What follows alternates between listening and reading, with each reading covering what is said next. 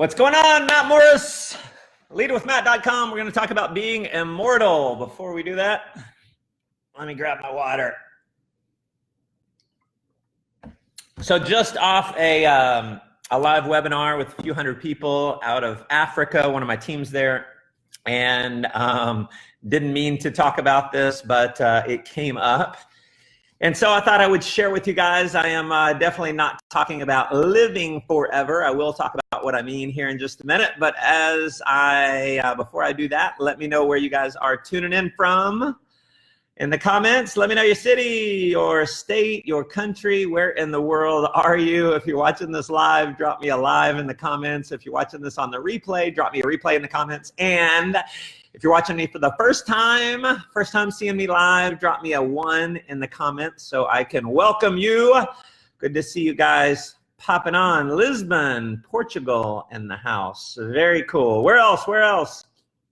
I see we've got Estonia hopping in. Let's see.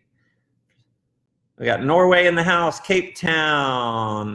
There's Estonia. Awesome. Canada. From San Jose, California. Awesome. Appreciate the hearts and the likes. I love it seeing the hearts coming up. So if you do share this and add some value to some others, let me know you shared it in the comments so I can thank you for that. So let's talk about being immortal, not living forever. But here's what I mean by this is creating so much of an impact in your life that you are remembered far after you are gone. And unfortunately, most people don't have that going on. I mean, I remember back a few years ago, I got really excited about my family genealogy. So I hopped onto one of the online genealogy things and I started researching, and it's like my grandfather's grandfather or grandfather's dad and his dad and his dad and his dad and mom and mom and mom and all this. And so the farthest I was able to work it up was my 6th great-grandfather, not that far, right? So didn't keep great records back then. So my 6th great-grandfather, and come to find out, he was buried out in East Texas. And so my kids had a camp out there one summer, and I thought, oh, well, let me go drive out and see if I can find the funeral home. And so had to drive a while to find the funeral home, the cemetery. So I finally found the cemetery. It took a little while. I had to stop and ask a few people, and finally someone knew where it was. And so I'm walking around, and I've got to go grave to grave. And thankfully, it wasn't a very big cemetery. And so there sat my 6th great-grandfather, Thomas Morris. And so I'm sitting there looking at the grave, and it's kind of cool. This is my oldest known ancestor. And then it's kind of sad because the online genealogy said nothing about him. There's nowhere online that said anything about him. In fact, none of my grandfathers or none of my ancestors, there's nothing about them anywhere. And then I was like, man, I got no one in my family who's been noteworthy that left a mark after they were gone. And so I look at my 6th great-grandfather there, and it's like, he lived, he died, and very quickly he was forgotten. Not one time in my whole life had anyone in my family ever mentioned his name, never mentioned his name. And it was just one of those moments where I'm sitting there looking at his stone, and I'm thinking, I hope this is not going to be my fate. And it really inspired a higher level of motivation. And I mean, I've always been motivated, but it was just a deeper level. And here's one thing I want to talk about is the 3 levels of motivation. See, the first level of motivation is usually where people start at. And it is for things, okay? It's for money, it's for things. You want to go buy a nice car, you want to have a nice house, and maybe you want a Ferrari or a Lamborghini, and you want a yacht. And there's nothing wrong with those things, right? It's just the first level. It's the most shallow level of motivation. Okay, so again, don't get me wrong. I'm not one of these that says don't go get a Ferrari, don't be motivated. If that motivates you, man, work like crazy to get a Ferrari so that you can realize it's not that important. See, I got a Ferrari, and it's kind of like an empty calorie goal. I drove it around, and everyone looked at me, and, what do you do for a living? And it was kind of cool, but It wore off very quickly. It wore off. And I realized I wasn't motivated. I wasn't going to go move a mountain to go have a nicer Ferrari or a nicer Lamborghini, because it's just surface motivation. It's the shallowest level. Not shallow as in wrong, but shallow as in, the thinnest level. So then we look at, well, what's deeper? Deeper is significance and recognition. People will do more for recognition and respect than they will for the money.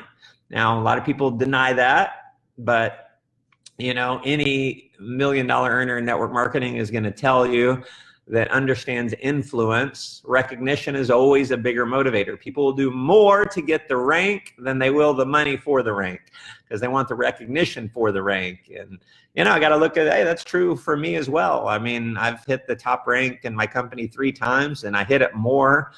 My income didn't change that much. I mean, my income did go up, but my lifestyle didn't change that much.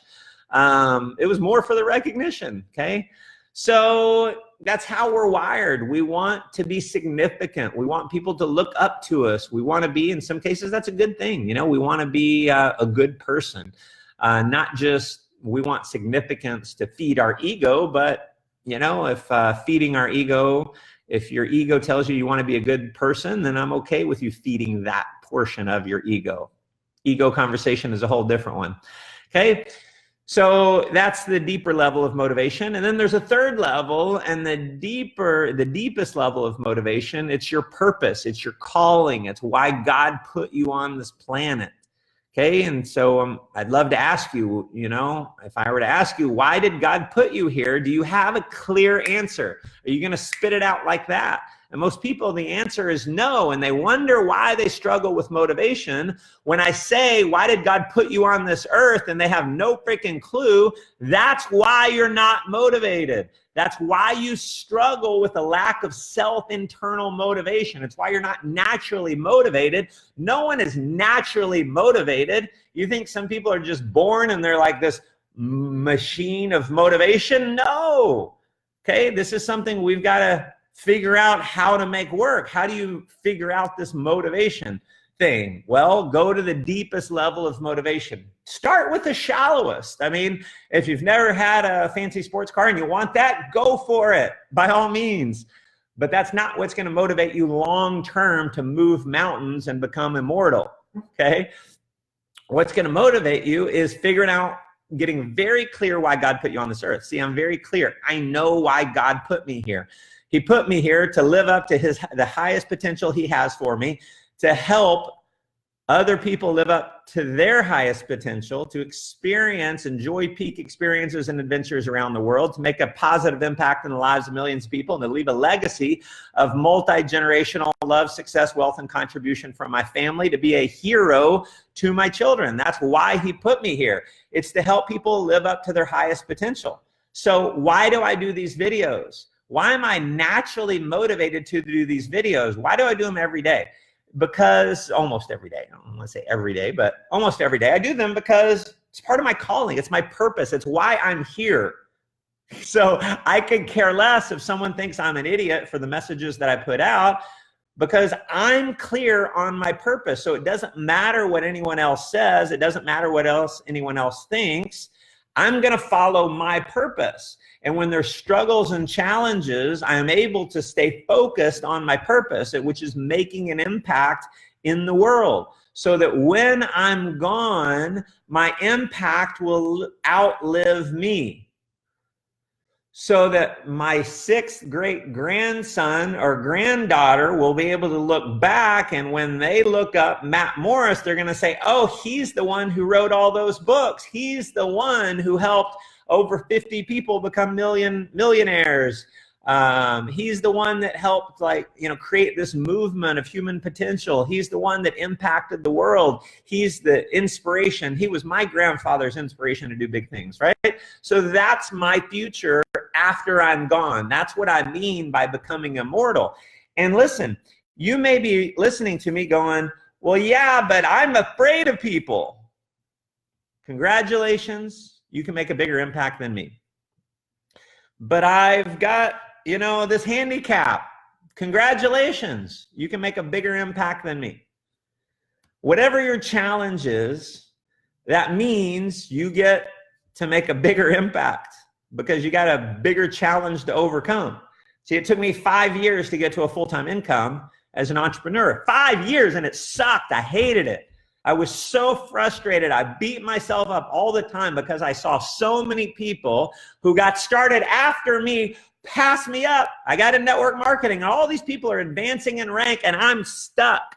Year after year after year, I was stuck.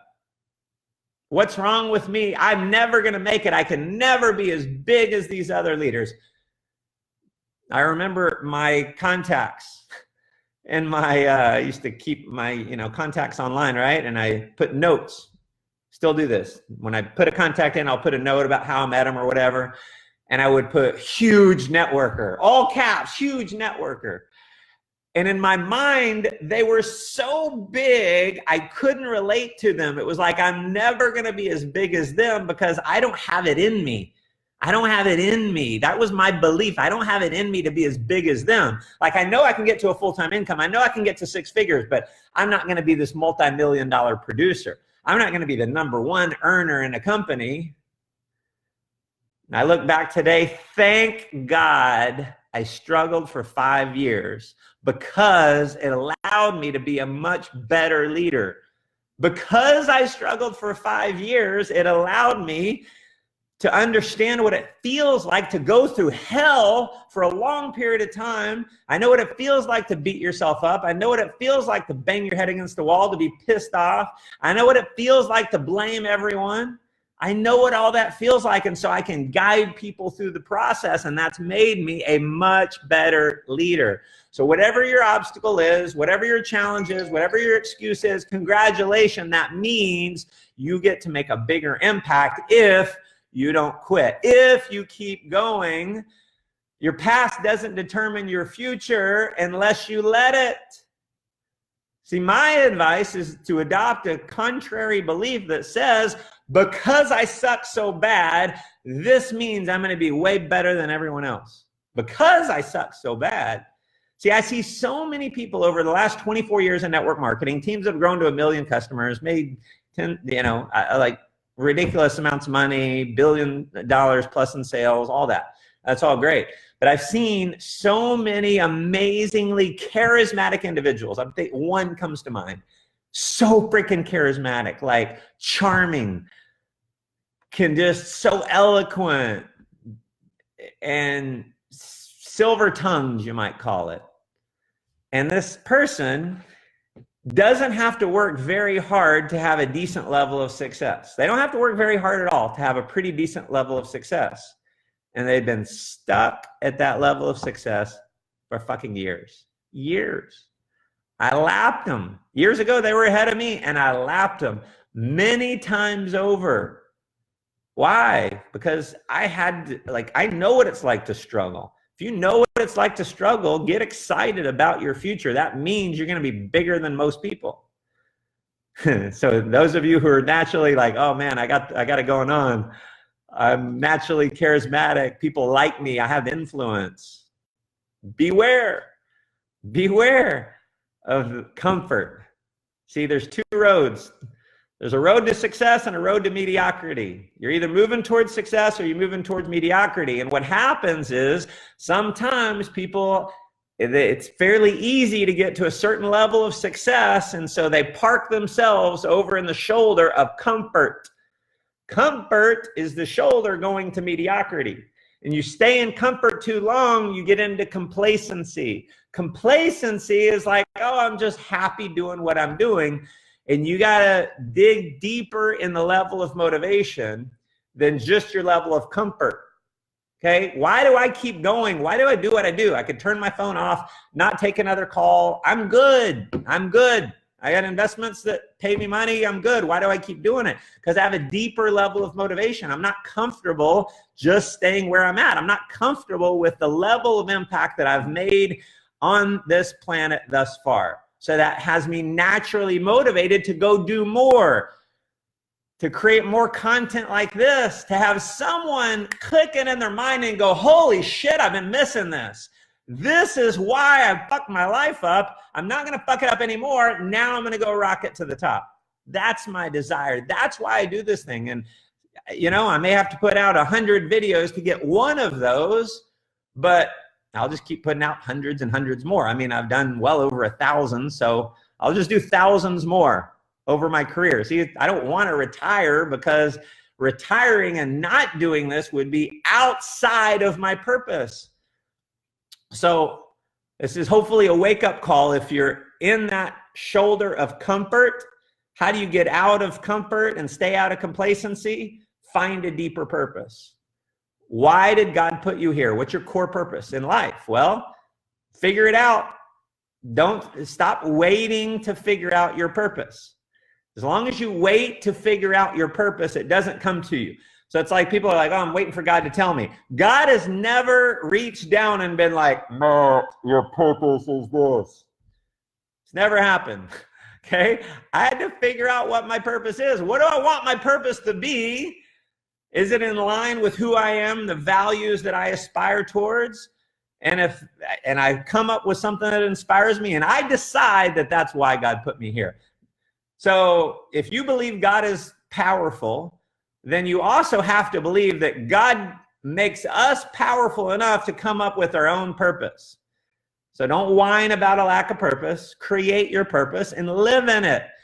So create a purpose that inspires you and live in it. Live in it for a while, and it may change, and it may get bigger. It may change, like it's a curvy road on the way to success. But you've got to live in it to understand if that's really what you're meant for. And it may completely change, but you won't know that unless you live in a purpose today. So here's your homework. Figure out what your purpose is, write it out, find something, make up something that inspires you, and live in it, and take action on it. So I appreciate you guys tuning in. Thank you for the love. If you feel like this can add some value to some others, feel free to share it. And if you want some advanced tips on leadership, hop over to leadwithmatt.com. Learn some strategies that I've used to build an organization that's grown to over 1 million customers, created a lot of powerful leaders, and created a ton of real freedom. So thanks again for tuning in. Go make life an adventure.